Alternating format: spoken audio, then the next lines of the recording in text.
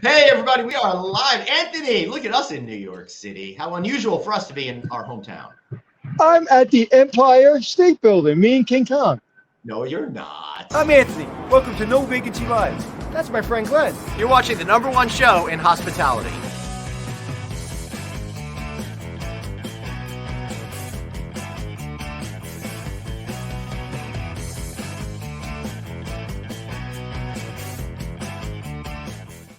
Hey everybody, welcome to the one and only No Vacancy Live. That's Anthony Melchiori up on the rooftop here at the Ritz Carlton New York Nomad. I'm Glenn Hausman, General Manager Bastian Germer over here. Anthony, how are you, my friend?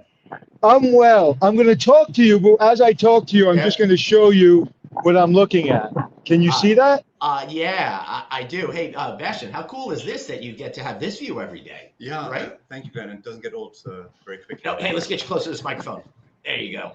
Do you see the Statue of Liberty? No, but I know exactly where it is. Hey, stop right there. And if you guys are watching, if you look towards the back of the image where the clouds and the buildings are coming together, look just to your right. That's where the Statue of Liberty is. Thank you, Suzanne. It's down there.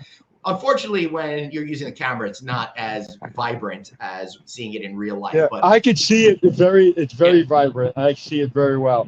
But what's great about this rooftop, I came to the rooftop when it first opened, and it's the best rooftop in New York City, and definitely, I think the best rooftop in America, in my opinion.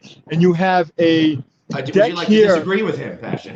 You have In fact, the $20 that I paid him. because you have this beautiful view here. You have view in three directions, and you have Times Square. Can you see Times Square right there? Yes, sir. Okay, and then on the other side, you have another beautiful view. So you have this beautiful view, and then on the other side of what's inside is where the lounge and the bar is. Yeah. There's another rooftop. So I don't know if there's more. First of all, this is a beautiful freaking day. First of all, I want to thank Bastian for setting up the amazing weather for us today. It was very kind of you. Thank you very much. Yeah. That's working out. Yeah. So what I'm going to do is, because there's people inside, I'm going to walk inside, but I'm not going to talk, and I'm going to go to the elevator, and at the elevator, just click me out. Yeah. But I'm going to show you the inside real quick. All right, and then we'll get the conversation started, and hopefully you'll join us at some point soon. Yeah, so this is the rooftop bar. We had a great time for a drink last night. I love the floor-to-ceiling windows, providing those same views we just saw. Look at that! How amazing! It is beautiful, Glenn, and amazing design by Martin Brzezinski, London-based designer who designed Nubulus, our rooftop bar. Right. And it's been a huge success since we opened it about 6 weeks ago. Wow, just 6 weeks ago? Maybe less than 2 weeks, yeah. That's pretty cool. Whoa, hey, now you're getting me a little dizzy there, Anthony. That's pretty cool. I love we were there last night. We had some craft cocktails, and what really amazed me was that it was Tuesday night at 9 o'clock when we got there and got seated. The place was packed out on a Tuesday. Yeah, no, it's true. I have to say that at this point, I'm considering to change my name and my phone number, because I get inundated with people that somehow know me and or look me up and ask to be squeezed into the bar somehow. And you can reach Bastian at 555-1212. Yeah. So, what is it like working here? I guess before we get into that, let's talk a little bit about where you are and how the project came together. And for those of you who want more of an in-depth understanding of all of this, we've had a previous show on this property, but this is our first time we're focusing on you and what it's like actually being here. All right, let's bring Anthony in. Whoop, he's disappeared. We had the thumbs up, but now he's gone. Let's bring him in again. Hold on, I'm bringing him in. Hey, man. So I'm at the elevator. I'm about to take the elevator downstairs, but as you get to the elevator, this is the view you get from the corridor near the elevator. Yeah, look at that. Who has that? Nobody has that. What building is that? Suzanne, what building is that? Not the Empire State Building, the other smaller version. It's about the Chrysler version? The Chrysler building? Oh, I was trying to get Suzanne to guess. Well, Suzanne would know, but she's not even on the show right now. She's backstage. I know, but maybe she does. And this, I love this. I love this keypad because you put in your room number. Yeah. Can you see that? Yeah. You put in your room number, you touch your key right here, and the elevator goes right to your room number or right to your floor without having to touch any buttons. So I love it. Which was good. So- Unfortunately, three people joined me last night for the ride up to the floor I was on, and we're in the wrong elevator. So I felt pretty bad. So, all right. So take me out. I'm going to go downstairs and I'll see you in a Be minute. careful, but be careful with those words. I might actually take you out at some point. Yeah. So as I was saying, so you guys recently opened down here, and you can check out the full show to get the behind the scenes and how the whole project was put together and all of that kind of stuff. But for you, Germer, that sounds like a very Japanese last name there. Maybe Bastian Germer might be the most German name I've ever heard, by the way. Yeah, that's right. I met somebody from Germany with the name German. Yeah. So yes, it's very German.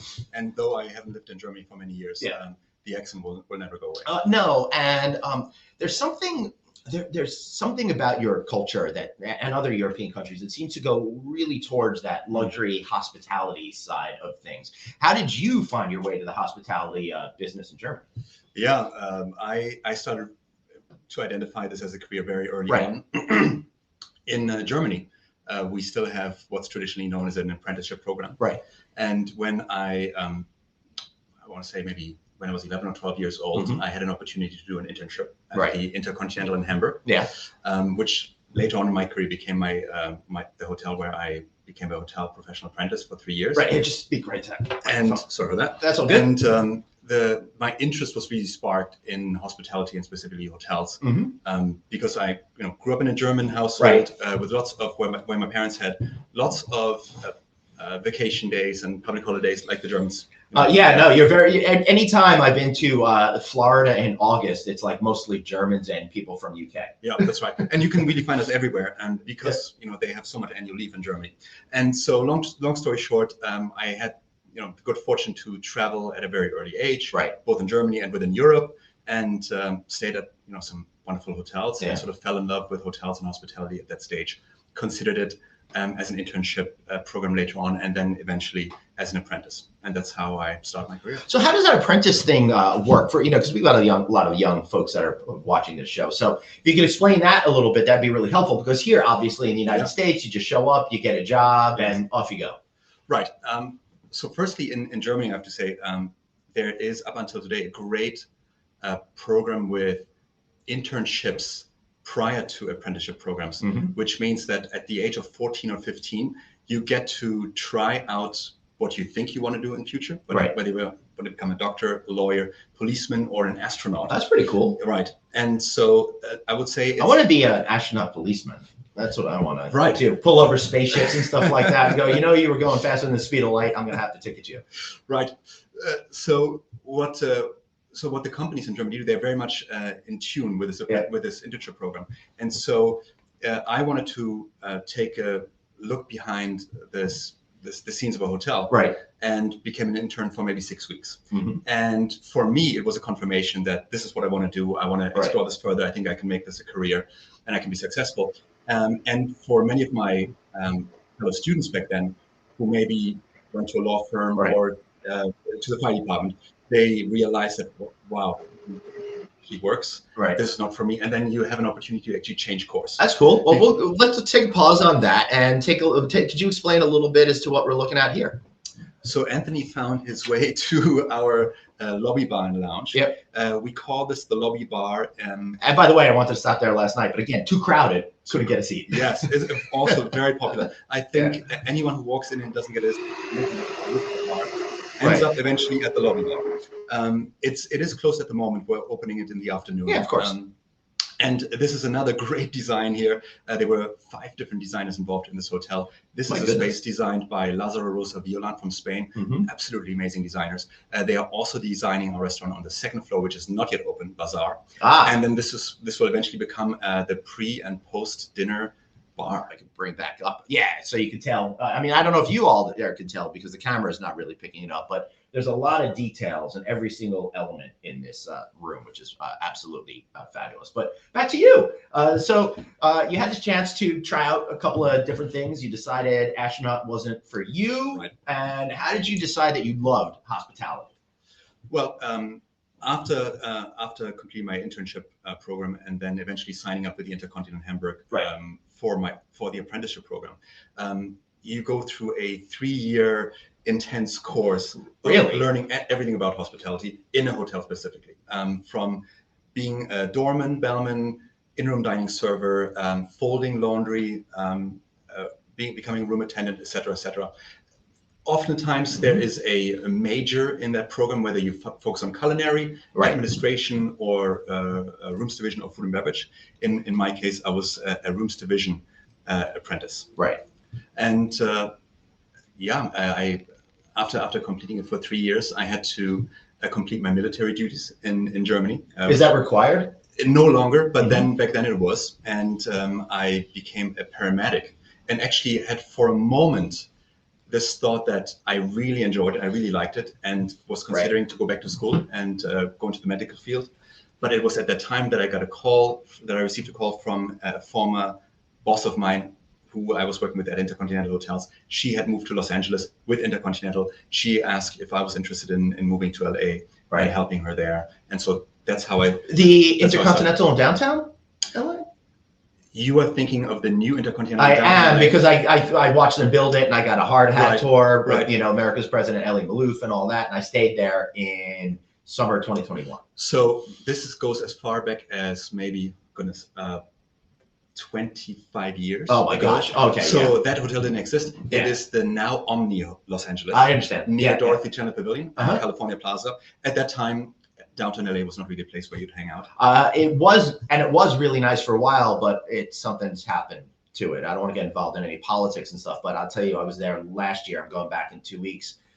Downtown LA they've lost the vibrancy and the role that they were on, which is very, very unfortunate. But please continue. So yes, I stuck with hospitality, stuck with Intercontinental at that time, and moved to LA. Yeah. Spent 18 months. My goodness, how long you want me to go on with this? We got another half an hour, 45 minutes. Keep going. So fast forward. I suppose after 18 months, I could have stayed. Yeah. Really enjoyed LA. Really enjoyed my job as well. Had a relationship back in Germany, and I thought it was the one for life. Right. Which it wasn't. But I did return to Germany and took a job with Marriott International at the time in Frankfurt, at the Frankfurt Marriott. Oh, cool. As I want to say front desk manager, perhaps. My first proper management role, I suppose. Yeah. And so, spent the first half of my career in rooms division, joined Four Seasons, which was my first real luxury experience. And then eventually Raffles Hotel in Singapore, lived in Singapore for many years, 7 years in total, and made a change from rooms to food and beverage at the time. Right. And I was managing first a signature restaurant at the Raffles Hotel, and then later on worked for an independent food and beverage lifestyle company that owned and managed restaurants, bars, and nightclubs in Singapore. Oh, excellent. And so I was doing that for a while. Yeah. So let's pause, since Anthony's back outside and may be allowed to speak. Sorry, I'm putting such strict rules on you today, buddy. Nice weather there. Yeah, look at that. It's hard to tell. It's the middle of January. How are you, Anthony? Can we talk to you? No. Well, well, listen. As a manager of beautiful hotels, can you hear me? Yes, we can hear you. We were just we're hanging on every one of your words. I said, as a manager of a hotel myself, I'm very sensitive to not showing anyone on camera. Yeah. So the reason I didn't want to talk, and I didn't want to show the other beautiful restaurant that they have, because it was packed, and I didn't want to show any people because I don't want to get him in trouble. So I showed what I could show without showing people. And now I came up to the other side of the rooftop, and I'm sitting here, and I'm going to do the rest of the interview right here. Oh, love it. Excellent. Nice. If that's okay with you. It's okay with me. I love the fact that I don't have to be in the same room with you for the next half an hour. So yeah, that was the east side deck, and this is the west side deck. And now I'm looking south. And right behind me, north, is the Empire State Building. Can you see it? Yep. Oh, let me sit here so you can see it. Yeah. No, it's an absolutely incredible shot. I got to be honest with you, Anthony. I'm a little jealous, although I'm also next to something beautiful. Well, you know what I did? I finally smartened up, and I got these smaller headphones, and I got this stand that I can place anywhere. So it helps, so I don't have to hold it, and it looks like I look like a professional, Glenn. You really do. It's about time, after all those years on TV and stuff. It's, amazing. Well, let me give you my perspective of this hotel. Being in the city as long as I've been in the city. Yep. First of all, I'm meeting employees that I've worked with over the years, which is wonderful to see. And one of the employees I met this morning was my best employee I've ever worked with at the hotel I worked at, and now he's working here, which makes perfect sense. That's the best amazing. The best go to the best. But it's really a beautiful hotel. Every space is a little bit different. It's a little bit of surprise. The restaurant that we had breakfast in this morning that I couldn't show you, what's the name of that restaurant? Zaitinia. Did you get that? I'm sorry? Zaitinia. It's absolutely one of my favorite restaurants. Absolutely beautiful, designed absolutely impeccably. And whether it be our hotel room or whether it be the lobby, like you feel like you're in a resort. And there's no other hotel in New York City that I know of that has views basically 360 of New York City. It's absolutely, I think, one of the best hotels, if not the best hotel in New York City. Wow, that's high praise. It's a lot of pressure for you, Bastian. I was going to say, Anthony, I give you my name tag. I could have put it down myself. Take it too. Exactly. But I think Anthony captured this really well. It truly is. Wherever you turn in this hotel, it is a different experience, which is quite different from, frankly speaking, any other hotel that I've ever worked at. Yeah. And I think obviously the 5 different designers involved in the amazing food and beverage concepts here on site, the spa. Yeah. It is really very much like a resort in the city. Yeah, and of course, design concepts are created by Jose Andres and his Think Food Group, and we talked a lot about that on the last show, so we won't get too much into that. I want to say one thing though. Yes, sir. If you're a person that's in the city, and you're not a person that maybe stays at a hotel like this because maybe it's just not in your price range. If you come up to the rooftop for a very affordable price, you can have a beautiful drink like we did last night with a beautiful couple of appetizers and feel like you're king of the world. And that's what this is about. This is about when you go to a hotel, it's about really making you feel better, making you better coming in. And that's what I felt like last night, just having a drink here. And how much fun did we have with the cocktail server? Well, you had one of the best times of your life, I think. She was hysterical. Again, because she's been in New York City for a long time, so we knew a lot of the same people, knew a lot of the same things, and she was just so engaging as she was working other tables. And she'd come over, she'd make us laugh, and then she'd go away. She was amazing, absolutely. So it really is. That's the feel, because you can design a building, you can put billions of dollars, hundreds of $1 million into a building, but if you don't have the spirit of the employee like she had last night, you lose everything. Yeah, you sure do. I love, Bastian, that you've hired a lot of Anthony's best former employees from I learned about it this morning. Yeah. Small world. I mean, he knows everybody. I know. Yeah, it's really funny. Anthony knows everybody in. And by the way, our mutual friend Mr. Manuel Martinez says hello. I just spoke to him this morning. Yeah, Manuel is, of course, now the is it managing director or general manager of the Salamander DC? Managing director and king of the world at Salamander in Washington D.C. Yes, and by the way, we just put up. Anthony and I did a great podcast with Sheila Johnson like 3 or 4 years, 4 years ago, I think it was. You check out our Monday's feed. We've got that incredible interview with Sheila Johnson. So go to No Vacancy on iTunes, etc. I'm actually going to see her tomorrow. Oh, are you? Yeah. Well, tell her to come back on the show. I will. All right. Well, I got more to say about that, but this is Bastian's opportunity to talk to us. But Manuel is a wonderful gentleman, and they're very lucky to have him. And he used to run the Mark Hotel here in New York City, which was named the #1 hotel, which now apparently you are, according to Anthony. According to Anthony. So go on. So go ahead. Go ahead. I didn't. Go ahead and finish your last question, and I'll ask. I was just going to continue with his life story, but if you have a more of a localized question, no, I want to hear it. Then I'll interject. All right. So sorry for the fragmented conversations that we're having here, but it's so much fun to show off parts of the property and learn about your life at the same time. So you started as front desk manager. It was your first managerial position, and I think at this time you were imbued with the love for hospitality, right? That's right. So what happened next? Well, I was at that. If I go back in time, I was called by my now friend and mentor Uday Rao, who is still with Four Seasons today. Yeah. And so he called me and he said, we were looking for, I didn't know him at the time, but I had on an actual answering machine at home, I had a message from him saying that, he's Uday Rao, director of rooms at the Four Seasons in the Maldives. And I had to actually pull out an atlas and look up where the Maldives is located. And so we were Indian Ocean, actually. Yeah. Okay. Yeah. Fair enough. And he said, we're looking for a front office manager. Your name somehow popped up on the radar. Right. And so I eventually interviewed with him. The general manager happened to be in Frankfurt on a sales call. It worked out well. I moved to the Maldives, and I got to tell you the story. As I arrived, and this was, of course, my first time. Yeah.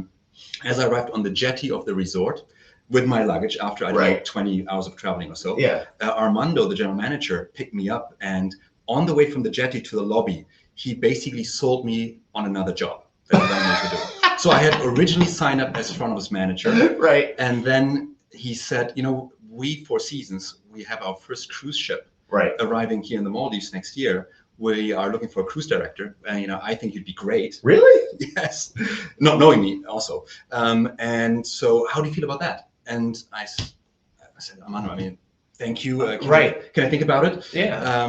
And he said, sure. You'll tell me. I'm still holding my luggage. You just got it. I was literally just holding my luggage, still holding my luggage. And he said, I said, I'll think about it. He said, you'll tell me your decision over breakfast tomorrow. And so then, long story short, I instead of front office manager, they put me in charge of all the marine vessels on the island to be able to understand, to get a grasp of everything that has to do with traffic and moving around in the Maldivian waters.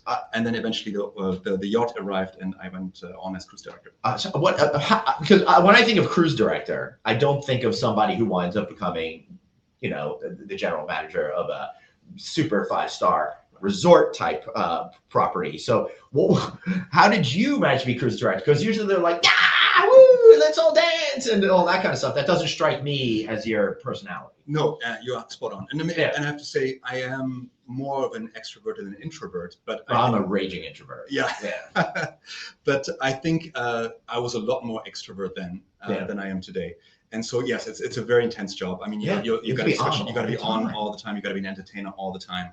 And it was a small ship, right? It wasn't a massive. It was not even as large as, let's say, the Ritz Carlton yacht that was recently launched. It was much smaller than that. We typically had about 25 to 30 guests on board. That's extremely intimate. Okay, which is so you don't have to have that huge personality for that. You just have to be a little bit more than you normally are. I would say it's right at that level whereby you really get to know everyone very, very quickly over a 1-week cruise. Right.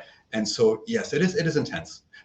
But there's such a strong emotional engagement after 1 week of spending time with everyone on such close proximity that people regularly left the ship crying. Wow. When we hopefully not with relief. Hopefully not. Anthony, you there? Nope. He just Anthony. I think Anthony closed his eyes for a while. Yeah, hold on, I'll get you unmuted. Nope, I can't. You muted yourself. We'd love to bring you back in on the conversation. You looked like you were listening so intently, but you're muted, so we can't hear you. But it's a beautiful view. You look like you're about to join the Secret Service. You're still muted, and we still can't hear you. There we go. You can hear me now? Okay. Yes, sir. So what I'm going to do is I'm going to show you the beautiful skyline, and then take me out, and I'm going to meet you in the room in just a few minutes. So here is the skyline. Yeah. I can touch the Empire State Building. I love it. This is the thinnest. See that residential building? That's the really, thinnest really residential building. Yeah. That's right. And that's the thinnest. What do they call those pencil towers now? Those little. It's the thinnest in the world. That one, I believe. Yep. And then one apartment on each floor. Wow. Yeah, that's crazy. Yeah. Okay, so I will see you in just a minute. All right, we'll take you out. Goodbye. All right, so you're doing this cruise director thing. That's pretty interesting, and such a different discipline than what you're doing now and what I think you may have intended to do. So interesting deviation. What happens then? Well, so I want to touch on that because by nature I'm a planner, and I've always thought ahead as to what I would like to do and what I should be doing next. Yeah, that is honestly, that's a super German stereotype. That is a very super German stereotype. It certainly applies to me as well. And I'll be honest with you, Glenn, I don't think ever in my life including this job, Yeah. Did I ever do what I was setting out to do? And Interesting. Then there were always different opportunities that came at unexpected times that I ended up doing. So then I got to ask you this question. How do you keep yourself open to those opportunities? I think so many young people get this rigid sense of what we should or shouldn't be doing, right? So how did you keep your mind open to things like, I never thought to be a cruise director, but I'll be a cruise director and all that kind of stuff? Well, to be fair, if I had to make that decision again today, it would probably be different. Right. And maybe not to say that I'm more narrow-minded or less open-minded today, but I would say that if you're starting out in the industry at obviously a young age, go for all the adventures, right? And do it all, and be open-minded, because there will naturally be the time when you are going to be forced to be less open-minded when you have other responsibilities, whether you're going to have families and whatnot. So yes, I'm nowadays, I've been in New York City for 6 years. It's, my favorite city in the world. Yeah, it'll be difficult to move on, right? I mean, we've got an amazing hotel here, phenomenal developers and owners, and of course, an amazing brand that we get to work with. So it's more difficult nowadays to be open-minded about new, exciting stuff. But when you're younger, I mean, that's really the time to do it. And you're absolutely right about that. To take those opportunities while you can, while you still have that life in you. How long have you been in New York City now? 6 years. 6 years. Okay, you did say that. I love New York City too, but I was born and raised here, so it never really impressed me all that much, which is really strange. And I'd fly to other cities and I'd be like, oh, Dallas, they've got 8 buildings downtown. That's adorable. That sort of a thing. The only other city that's really amazed me is in terms of New York, big giant building is Shanghai. That's the only other city I've been to as well. But I love that Singapore as well. Actually, our guest tomorrow, Fabian Bartnick, lives in Singapore, and he'll be calling in from Singapore. Very nice. That's pretty cool. I've never been there. I've always dreamed of sweating more intensely. So I'm hoping one day I'll be able to go there. My wife is Singaporean, and she always says that we'll never go back because I can't stand the weather. Right. And she grew up there. Right. I want to go see the Las Vegas Sands hotel. That's the Marina Bay Sands. Marina Bay Sands. Phenomenal, incrable. And my wife, in fact, used to work there as well. Yeah. So she has a hospitality background as well. Yeah, I think Anthony did a show there, 5-Star Secrets Hotel, as a matter of fact, over there. So you did the cruise thing, and then what was your next opportunity on your journey? I was up to 2.5 years on the island / the ship. I really wanted to go back to a city, and that's how I ended up in Singapore ultimately, working at the old Raffles Hotel, which was not too long ago renovated. And like I said, I was at that time, I had an opportunity to change my paths from a food and beverage, from a rooms career up until then to food and beverage. And I have to thank Nikhil Advani and Javier Rosenberg for that. Javier used to be the general manager, was the general manager at the time. Nikhil was the hotel manager. And I interviewed with them thinking that I was interviewing for a rooms role. Right. And they talked me into a food and beverage role. Right. Which I thought they must be crazy to think that I can be successful doing that. Right. It seems to be like a lot of people see things in you that you hadn't recognized in yourself. 100%. And really to my benefit. Right. Yeah, for sure. Because the story you're telling right now is one of somebody getting well-rounded experience that, although you may not have realized it at the time, led you to exactly where you're sitting today. Yes, 100%. Yeah. And again, unplanned on my part. Right. So I managed the signature restaurant at Raffles Hotel at the time, and then was sort of headhunted during the time by a local entrepreneur who owned and managed, I want to say 25 food and beverage outlets in Singapore. Right. Anything from entry category restaurants to high-end fine dining and bars and nightclubs. Yeah. And so I first became general manager of one of the complexes, and sort of grew to a GM role for the company in Singapore over the course of several years. Wow, that's pretty cool. And it was my first time, and almost my only time that I did not work physically in a hotel.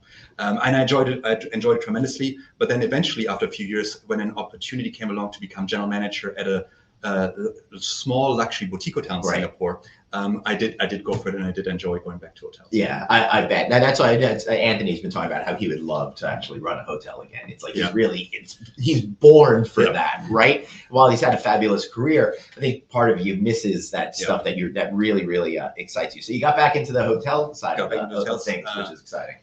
I did that for a few years, and then sort of grew out of that role into more of an asset management role, which I also never thought I would do. Right, but it was that asset management role is the kind of job that you didn't even know existed for a good chunk of your career. Absolutely, it sort of naturally happened, and after doing that for a few years, I got to it was true crossroads for me, because after doing the asset management job, I could have either further pursued a career in asset management and hotel financing, et cetera, and that was interesting, but it wasn't my passion. No, but it's totally a different type of thing, and it's a great career path for certain people. But you strike me as the guy that likes to be in the middle of it, and you feed off of that excitement, right, and energy. 100%.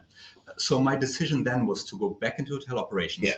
But what I did want to do is, after working specifically in Singapore for several, entrepreneurs and smaller companies, where I felt that I was hitting the ceiling fairly early on, I wanted to join an organization that really where I was really going to be able to have a long and successful career. Right. And that's when I joined Marriott International. Right. I've been with the company for 12 years, and that was in London at the recently opened St. Pancras Renaissance Hotel, which was the flagship of the Renaissance brand. Actually, Marriott, a few years prior, had acquired the Renaissance brand. Yeah. The Renaissance hotels, I think, were very similar to the Marriott branded hotels. I've got a thing I could say on this. So Renaissance was fine, whatever, but it was really on the precipice of irrelevancy, I think, for a while. Then it got juiced. They brought in some great partners. They redid the one in Times Square that was amazing. They built the new one, I think 32nd Street, take a block. And in New York City, you're allowed to be off by a block or two. It's legal, don't worry. That property, I think, really set the tone and tenor for what that brand is going to be. Very vibrant, alive, strong social scene, had a lot of colors to it. So it felt very different than Marriott. And now the brand is booming. Oh, the one in Denver is also phenomenal. Right. Yeah. So very similar to your experience with the brand. They identified our hotel in London as the flagship for Europe. And so I was there for a few years. I rejoined hotels at the time in a number 2 role as director of operations. Right. Kevin Kelly hired me. Kevin is still with the company today. Right. And he's actually with the Ritz Carlton for many years. Nowadays in Dove Mountain. A beautiful property. And so Kevin hired me as director of operations. The hotel had just opened, and I was there for a few years before I transferred to Japan, to Osaka. Right. My passion was really to go back into true luxury hotels, and I really wanted to join Ritz Carlton, the brand. And so there was an opportunity to join Ritz Carlton in Japan. Cristiano Rinaldi, now CEO of Capella Hotels. Yes. He visited. We met in London, and he spoke to me about it. And fast forward, called shortly after and said, "Listen, I think I've got the right gig for you in Japan." So it was also, for the most part, I can't say that it was completely on my own merit that, I took all these steps. The opportunities really came my way because either somebody saw something in me that I didn't necessarily see or identify, but oftentimes it was just the right timing, the right opportunity that was not on the map for me. And that's going back to being open-minded. I think if you have a very firm idea of what exactly it is that you want to do, you're going to miss so many opportunities that will pass you left and right.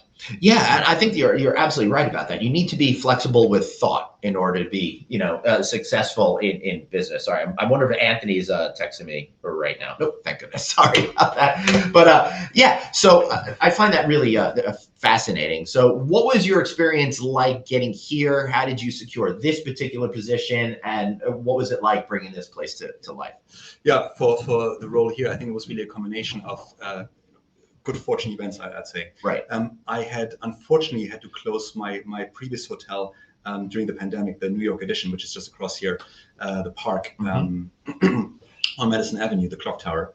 And we went from obviously Oh, I think Anthony's here. I think Anthony's here. He's arrived. Go on, please continue. So we had to close the hotel. Yeah. As you know, many other hotels in New York City had to close during the time. Yep. And I was contacted by the brand, by the Ritz Carlton, who of course the folks still know me from my Ritz Carlton days. Yeah. Saying that we're getting closer to opening the Ritz Carlton New York Nomad. We're wondering what you're doing right now. Probably knowing that I wasn't doing much considering that my skills. And we would love for you to get involved in some of the pre-opening exercises that we have to go through. And so I was very happy to be working, and I managed to drag some of my guidance team members, my executive team members into it as well from the New York edition. And so we started working on early OCD stuff, et cetera. And then fast forward, when eventually the role was posted, the general manager role was posted, it seemed like a natural thing that, I'm involved already. I'm already in love with the project. Also, to be fair, we didn't know how much longer the pandemic was going to last, when hotels were going to reopen. Right. And so it was also out of a personal need to, secure a job. Yeah. But having said that, it's obviously when you get the opportunity to potentially be the general manager of the new brand flagship of the Ritz Carlton, I'm not jealous. I was just going to say, jealous much, Anthony? Why don't you square up a little bit? You move over a little bit so I can space out a little bit. But so how beautiful were those views? I couldn't keep my eyes up for how beautiful you were. But absolutely incredible. And I will say, all the rooms have that spectacular type of view. Yes. Well, I woke up this morning looking at the Freedom Tower as the sun was just rising. Wow. So fun fact about I'm going to show you a picture of what I just posted. Yeah. Fun fact about the hotel. Yeah. And thank you so much for saying everything that you said earlier. We've covered a lot about what the hotel has to offer, but it's a single stacked hotel, meaning that in fact all the rooms have that view. Right. It's almost like a seaside resort where everyone wants to have the ocean. It's true. I think I don't know if you can see I don't think you have like the air rights on the other side of the building, so it looks like there's a piece of property there that could be knocked down and then built up as high as this one. So you're kind of forced for it, but that created really great views for absolutely everybody. Look at the view I woke up to this morning. Yeah, that's a view that I had as well. Yours was just a few floors. So to get back to the career, what people don't know unless this is rarefied air. Okay, when you're running hotels like this, there's a very like when the Yankees are looking for like the all-star, right? They're saying, hey, we want to go and we want to get the guy who's going to be the franchise player. Mm-hmm. These hotels are franchise players, right or wrong. There's a small group of you. You all know each other. You all hang out, have a drink at the Forbes Travel Guide out in Vegas in March. I'll be there. I'll have a drink with you. Yeah, I won't be there. And I know, unfortunately, I've got a conflict, but I was invited. But there's a very small group, and they're all franchise players. Yeah, and it's highly competitive. Yeah. They're all tall, good looking, and they don't have Brooklyn accents. Oh, right. What are you talking about? Sure, all guys from Brooklyn don't get those deals. Yeah. No, but it's highly competitive. Well, you're too kind. Thank you. Is it highly competitive? It is highly competitive. And let's be real about the level of commitment that it takes to do some of these jobs. And I'm very worried. Especially to speak right. Yeah. And I'm very worried for our profession, especially in luxury, because we're building more and more luxury hotels. There are more and more brands out there. People want to invest, people want to develop, and we have a lack of talent. And specifically, we have a lack of talent in luxury.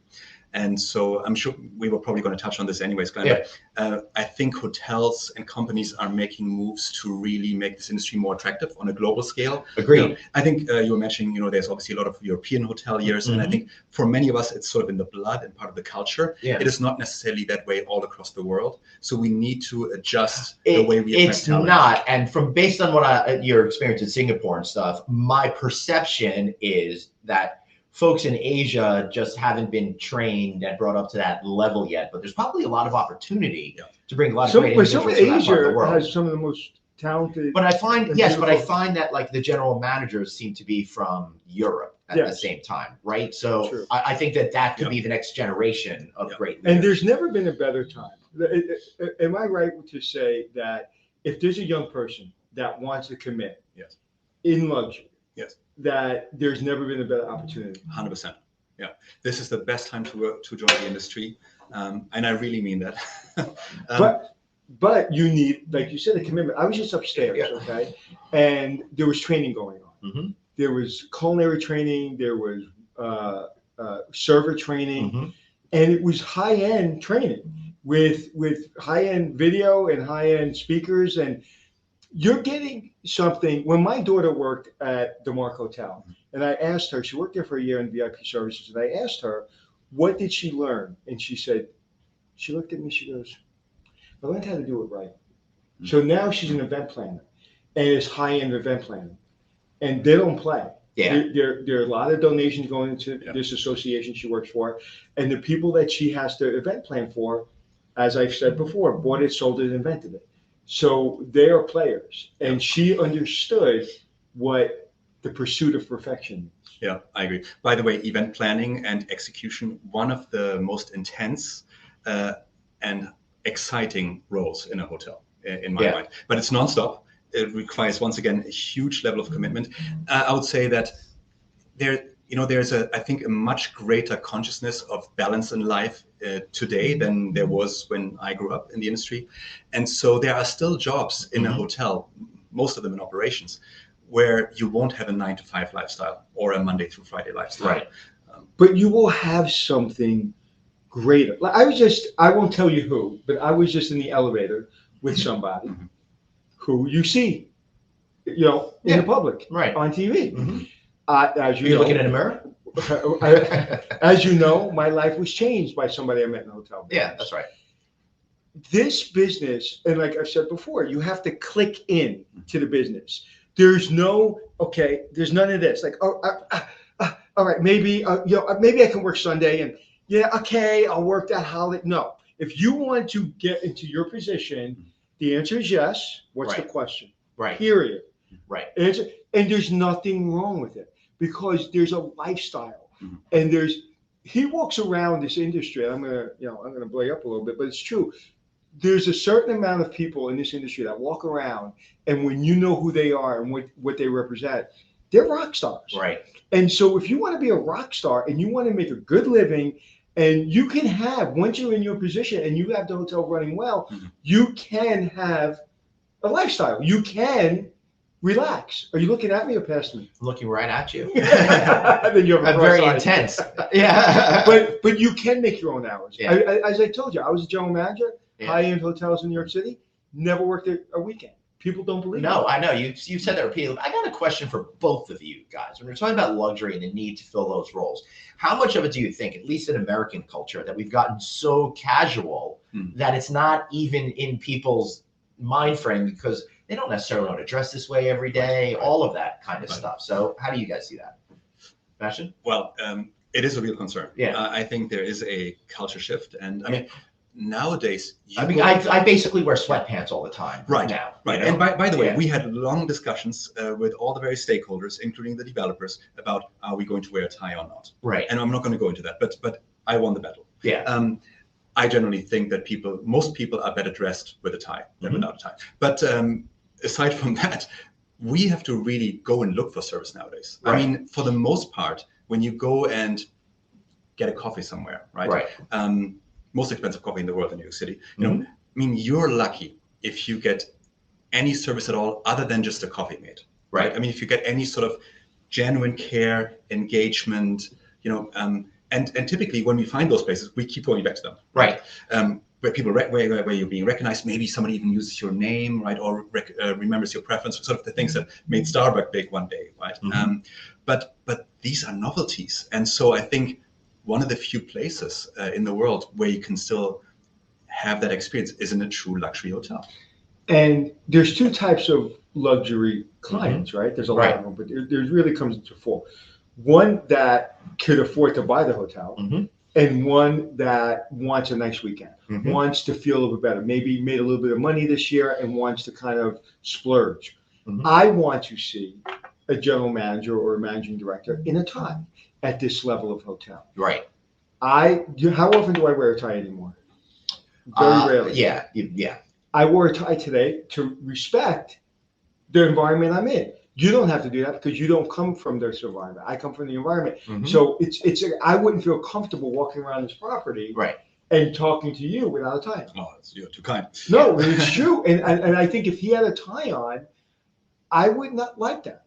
I mean, at this level of luxury, when you walk around the property, you want to feel you can be casual. Mhm. And I saw people at the restaurant wearing suit and tie. I saw people wearing sweatpants.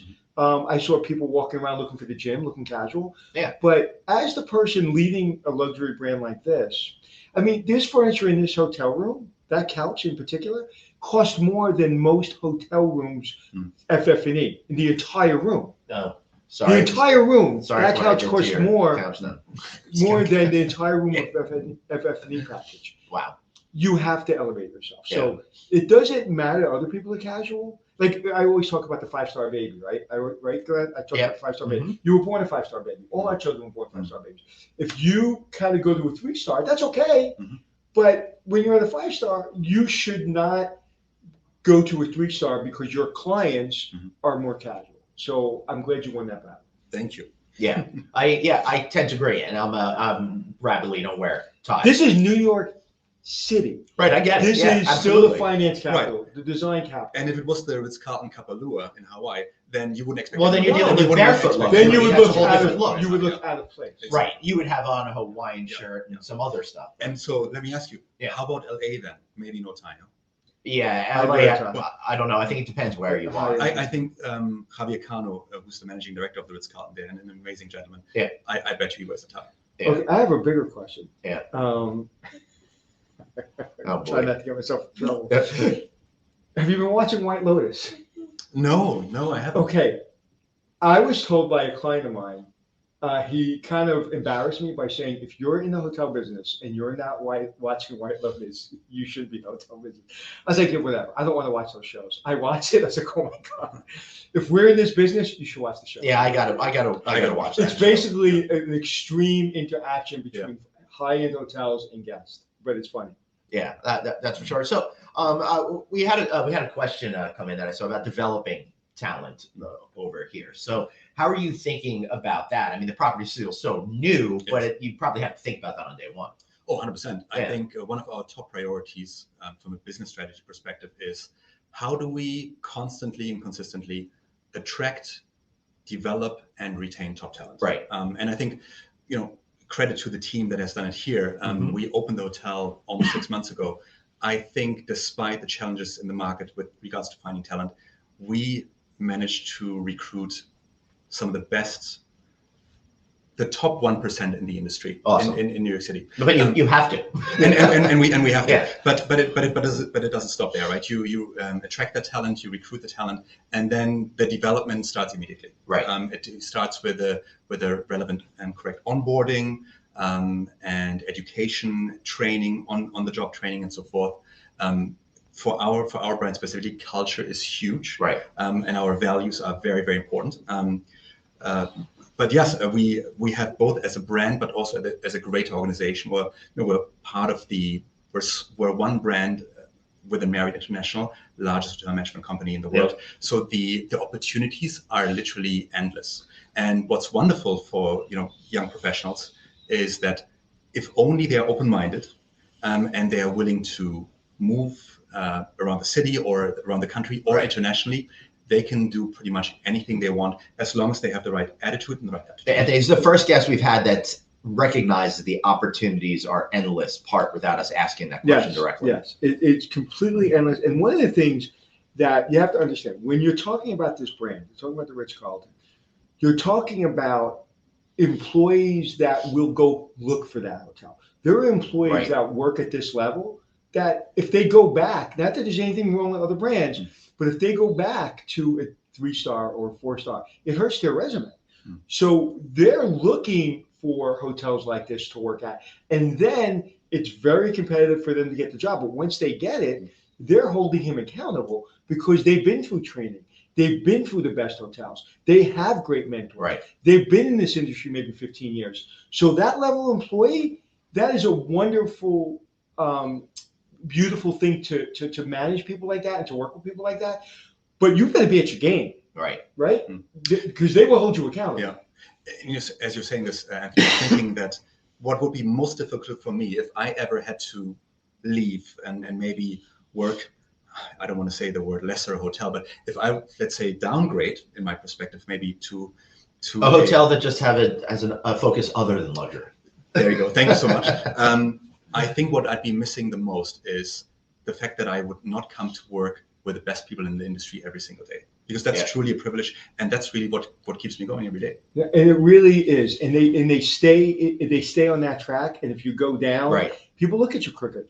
But then there's also what I'm seeing, and I don't know because we haven't had this conversation, but what I'm seeing is when you do recruit raw talent that seems to be, the right person, they don't understand what this is. A lot of people that don't come from this. That's right. They don't live like this, and they're confused by it, and they're a little overwhelmed by it. Would you say that's true? 100%, yeah. Yeah, I mean, most Americans live a select service, traditional hotel kind of lifestyle. But some people that they went to Disney World, they traveled a little bit. But some people, especially if you're talking about the 5 boroughs of New York, they're not really used to this. And then when they see this, one or two things happen. It's happening with some people I mentor right now. They either click in, or they're just like, I don't belong. I had somebody that I'm mentoring that said to me the first hotel job he had, he goes, I was so nervous the first day I walked into, and it was a very beautiful lifestyle, but it wasn't this level. And he said, I was so nervous because I didn't belong, because he doesn't come from that. And after he was there for 6 weeks, he goes, not only I belong, I'm going to be running this place soon. There's something that I do during orientation. So we just had orientation on Monday. Yeah. And I have a 2-hour session as part of that orientation process.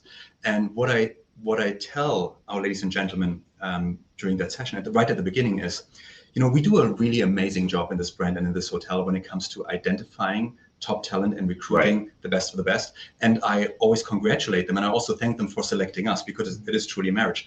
But I say that the reason why you've been selected, more than anything, more than your skills or whatever talent you think you may have, you were selected because of your personality, and because you've demonstrated throughout the interview process, which is very long and intense. You've demonstrated that you're already enlivening our culture and some of our values in your own personal life. And this is important for us because those are very difficult to teach. Like, we can teach you almost anything else. It's critical. We were talking to a young lady last night, and we had a conversation, and I told her I was in the business, and we started talking about different hotels we both worked at. And she said, every single table is different. I wanted to laugh last night. We were hanging out, and I wanted to know stories. I wanted to get to know her. Yeah. So she spoke to me in a way, I'm from New York, that I understood. Yeah. That I understood the stories. I understood, and she made me laugh.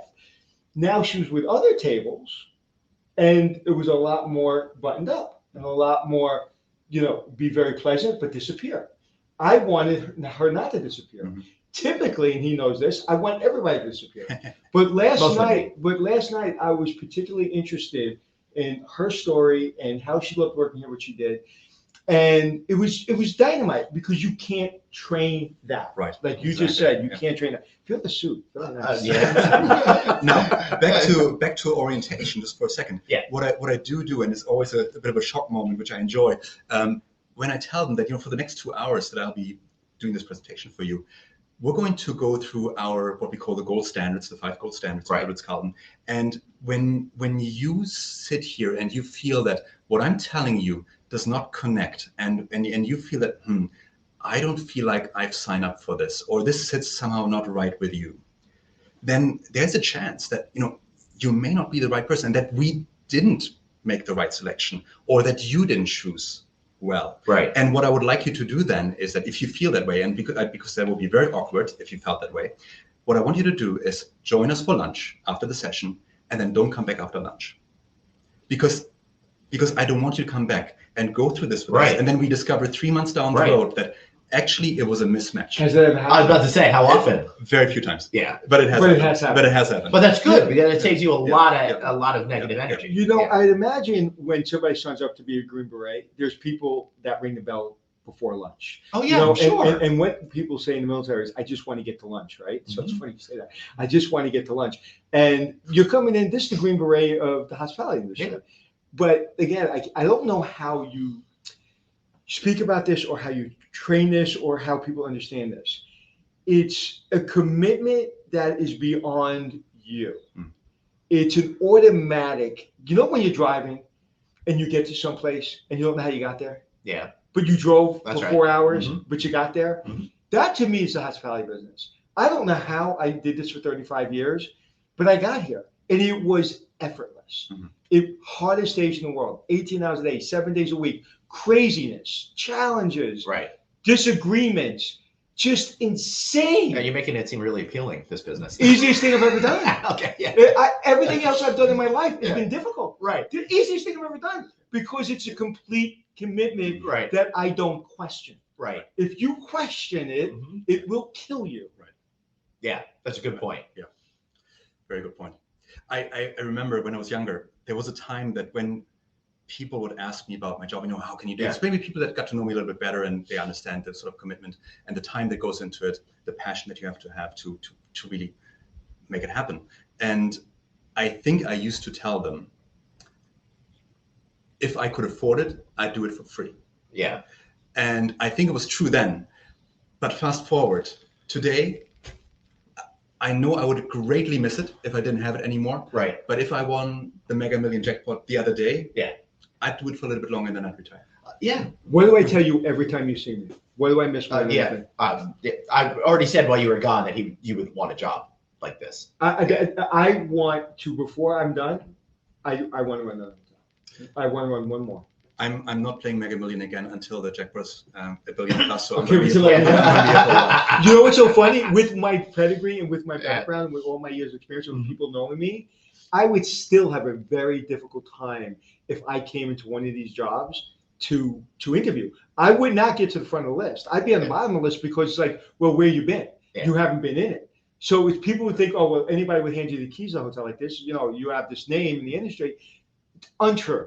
I would have to compete and I would have to work harder to get it than people at his level right now because I'm a foreigner. Yeah, like I'm a stranger to. I haven't been doing this for every day in and out. And the first thing, it's changed. I know it's changed. I've seen the change, but it would be a challenge. Let's talk about this for a second because I think when I was identified for this job, I was identified internally within the Ritz Carlton, but I think the reason why I got along well with the developers and why they liked my background is actually because it's not straightforward.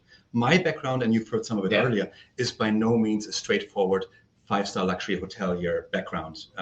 There are people in the industry, and some of them, we're going to see at the Forbes event.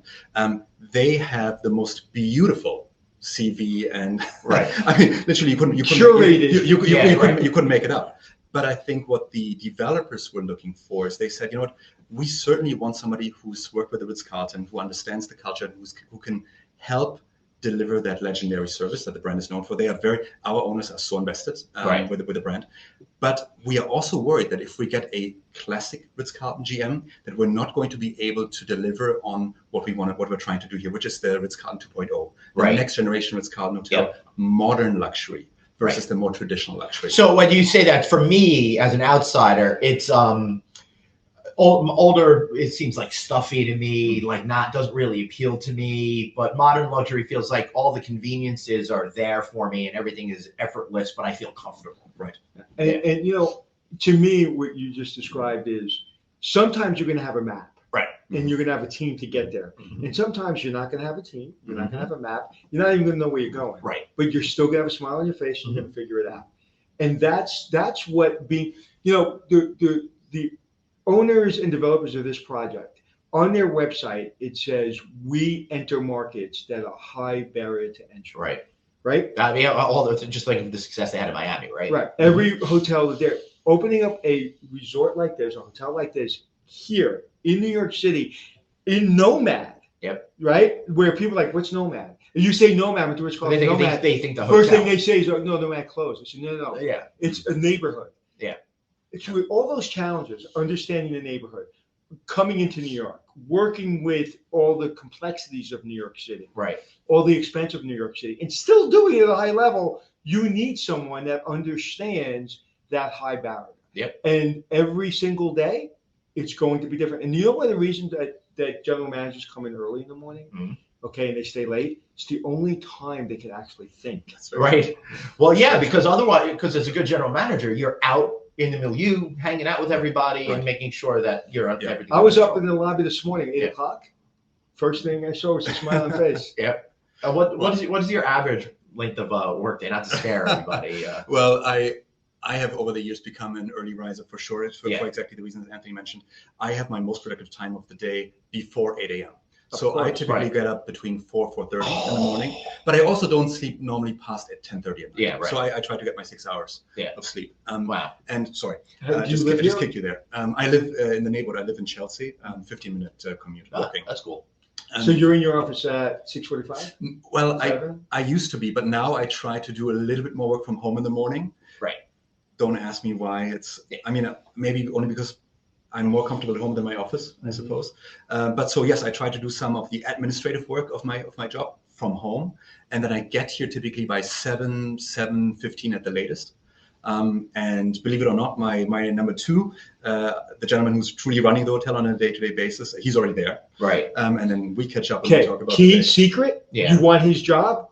Don't ever come in later than the boss. Right. That, you know what? And people say, no, that's not right in today's day and age. Right. Listen, you want my job? You better be there and tell me what the problems are before I walk in the door. Yeah. I'm sorry. That's just the way I see things. If you don't want my job, that's fine. And you know what? If you're really talented and you want my job and you can't for maybe personal reasons, family reasons, you drop your children off, no worries. No harm, no foul. I understand that. But typically people will figure it out. Yeah. Awesome. We're over an hour already, which is unbelievable. So how about just getting some final thoughts? A shameless plug, if you will. Yeah, whatever you want. I cannot thank you, gentlemen, enough for putting our hotel on the spot. Thank you so much. Who says 5-star guys are stuffy? We'll find some in Vegas. I'm sure. I'm more jealous. But no, it was a true pleasure. This is my first live podcast ever. I think I've given many interviews over the years, but my first live podcast. So thank you. Well, you know what? Most podcasts don't do live anymore. No, true. We're the only. We do it really for ourselves, to be honest with you. There's something about being live. Yeah. And like even when I'm shooting the show, like I think I'm live. I don't realize they're going to go edit some of it. Right. I think it's just, to me, you get the best out of people when it's live. And I just like not having to worry about editing something afterwards. But also, it's a funny thing you said, because interesting you said, people trust us. And if you don't look good, that's not a fun podcast. With that said, if there's something that comes up that I don't think you're telling the truth, I may question you. But it's the trust in us and our ability to do this that is the most fun. It wouldn't be fun if I know it's being taped. No, I mean, you are experts at putting people at ease. Oh, thanks. Well, we really appreciate it. And make sure you stay over here at the Ritz Carlton New York Nomad. Say hello to our buddy Bastian over here. Anything else that you want to say about the hotel before we wrap up? No, just want to say that New York City is famous for having high rates, especially in 5-star hotels. This is a great time to visit the city. And you saw the weather outside. Anthony was even without a jacket. So I tell people all the time, if you're coming during Christmas, you're out of your mind. You're going to pay the highest rates. You're going to stay on the longest lines. You're going to get near the Christmas tree, and you're going to get barreled over. Oh, that's right. You come in the first 2 weeks, 3 weeks of January. Yeah, just beware of the tumbleweeds. You still have the Rockettes. Yep. You have the lights are still up, the tree's still up. You get prices that are half the price of Christmas week. Yep. I literally think it's the best time. And look, it was the most beautiful day in the world out today. Yeah, absolutely. One more question for you. How's business going in New York City these days? I tend to think that though a lot of hotels closing, it was bad for the individual hotels, it's probably needed some pruning in order to make the market more healthy. Sure. How do you see it? Well, I'm positively, I'm cautiously optimistic about our first quarter. I just did an interview yesterday with somebody for a publication, and that's exactly what my sentiment is. Now I have to say that it's difficult, right? And we are, as far as the first quarter is concerned, we're not quite back to 2019 levels. Having said that, we had the most amazing Q3 and Q4 in 2022, especially luxury hotels that have been driving rates, especially New York City, of course. And so I am very, very optimistic and bullish about the second half of the year. But we just have to make sure that as we get going in Q1 and Q2, that there will be no price war, and that everybody is and that everybody's keeping the rate stable. And that's critical for us. We have the high. This is the market where it's most expensive to run a hotel, especially luxury hotel in the world. Our overheads are off the charts, and it's the most educated, highest paid workforce in the world. So we really need those rates to make it work. Yeah, excellent. Yeah, people think they're being this is what you need. If you want this, it costs a lot of money. And as a person that looks at P&Ls for a long time, I mean, there's not a lot of fat there.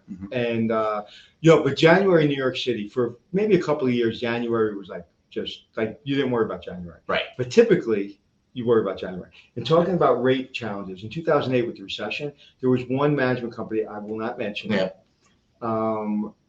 They tanked the rate. And then we all went. Of course. Right. But now, 14 years later, our yield management strategies and revenue management strategies are so much higher and better, and technology is better, and we're more educated about rate structure. That it's less likely that people are going to tank the rate. Yeah, I agree. If people didn't do it during COVID because they realize it's not going to induce demand, I think we now have institutional knowledge not to do that. So hopefully that'll stick around. If you like what we're doing, why not download our show? You can find us at Apple Podcasts, iHeartRadio, Stitcher, SoundCloud, wherever you get your shows. We are there. And of course, if you're listening to us, why not give us a watch? Find us on LinkedIn, Facebook, YouTube, and of course, all shows are housed at NoVacancyNews.com. He's at Anthony Hotels. I'm at Traveling Glenn. Any final thoughts, Glenn? I'm good, bro. All right. Remember, everybody, you've got one life, so blaze on and be kind to yourself. See y'all tomorrow. And don't talk over the graphic. All right. Even on the live show. Even on